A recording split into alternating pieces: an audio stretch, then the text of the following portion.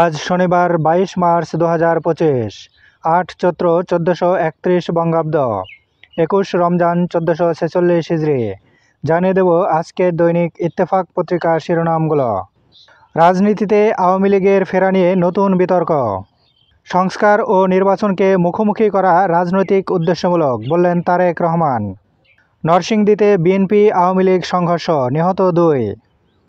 সাবস্টেশনে ভয়াবহ অগ্নিকাণ্ড, বন্ধ হিথ্রো বিমানবন্দর। 1351 ফ্লাইট বাতিল, দুর্ভোগে 3 লাখ যাত্রী, 15,000-এর বেশি স্থাপনা বিদ্যুৎহীন। হামাস যুদ্ধবিরতি না মানলে এখনই গাজার একাংশ নিয়ে নেবে ইসরায়েল। আওয়ামী লীগের নিবন্ধন বাতিল ও বিচার দাবিতে আন্দোলন চলবে, বললেন নাহিদ। প্রতিদিন দৈনিক পত্রিকাগুলোর শিরোনাম জানতে লাইক, কমেন্ট এবং সাবস্ক্রাইব করুন। এবার শেষের পাতা। আওয়ামী লীগের চ্যাপ্টার ক্লোজড, ওপেন করার কোনোই অবকাশ নাই, বললেন জামায়াতে আমির।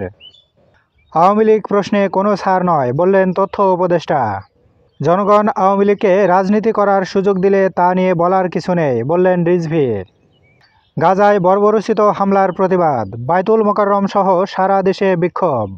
বিশ্ব পানি দিবস আজ, দেশের 41% মানুষ নিরাপদ পানি পায় না।